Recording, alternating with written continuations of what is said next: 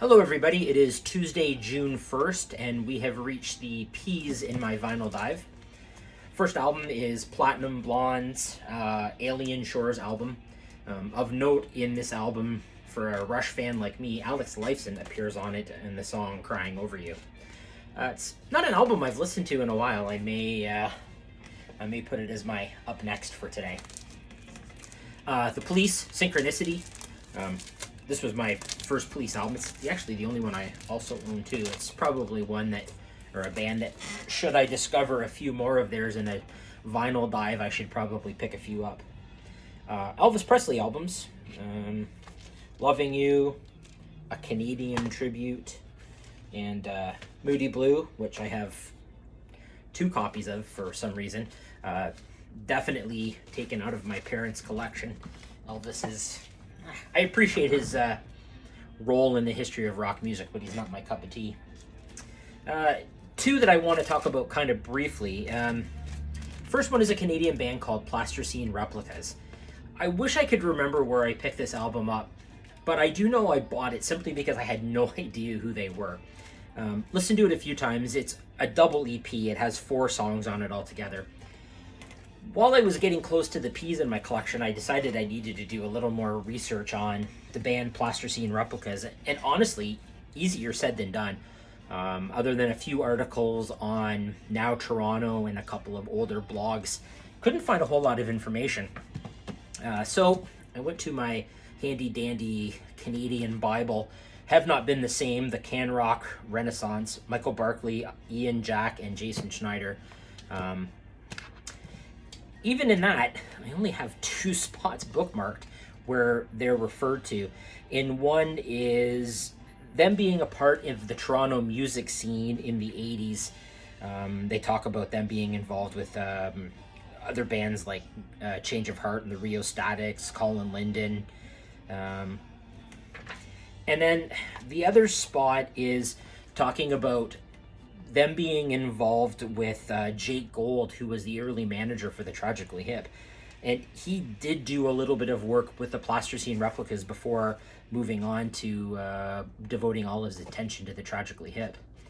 The lead singer of the band, Charlie Salmon, had a lot of health issues, defeated cancer, but he was tired and beaten up and sore, and he passed away from suicide in 2013. Last band is Procol Harum.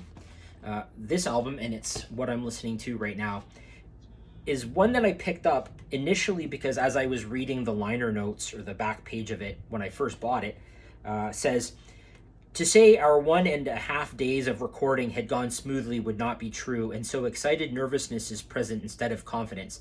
The previous experience of the group at Stratford, Ontario, 1969, has showed us that symphony musicians tend to save their best until the performance." So, of course, as a kid from Stratford, this got my attention. It's also something that finding a lot of information on is pretty challenging. A couple of older websites had references to the performance. The night in 1969 in Stratford started with just a performance by the Stratford Festival Orchestra. Then they joined in with Procol Harum and did A Salty Dog and In Held 'Twas I, which are also songs that Procol Harum ended up redoing in this album, which this one was actually performed with the Edmonton Symphony Orchestra, just for clarity's sake. And then after that, they took an intermission, and Procol Harum came back out again and did a few more tracks in Stratford. So, Procol Harum live in Edmonton with the Edmonton Symphony Orchestra. It's a pretty good album. Conquistador, which just completed a few moments ago, is the song that many might recognize it back when stations like Q107 played a lot more classic rock than they do now. It was a song that was in heavier rotation several years ago. A couple of little housekeeping notes.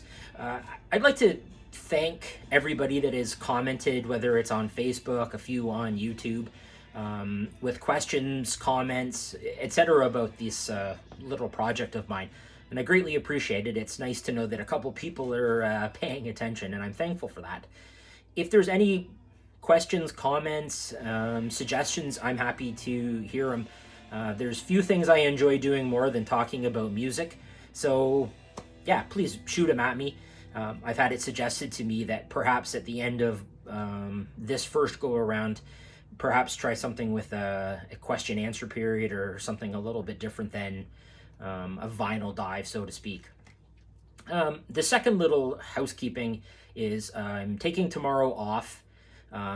If you've paid any attention to the current state of the world right now, you know that there's a lot of racial issues in the United States, and a lot of the music community is taking tomorrow as a day to reflect. I certainly don't consider myself any part of the music community in that way, but I'm going to take tomorrow's window instead of recording as a chance to do a little bit of reading on this topic. I think as a white man in my 40s, I've had a privileged upbringing and would be wise to understand why this is happening and what I could possibly do, what very little I could do, but it's got to be something to make some sort of improvement, whether it's knowledge, whether it's donations. So I will be taking a day off tomorrow and using that as a chance to educate myself on topics outside of music. So with that said, we'll be back on Wednesday with the second half of Peas. I have a 5 or 6 albums, give or take, from another P artist, and so we'll dig into that on Wednesday. Thanks everyone, have a great day.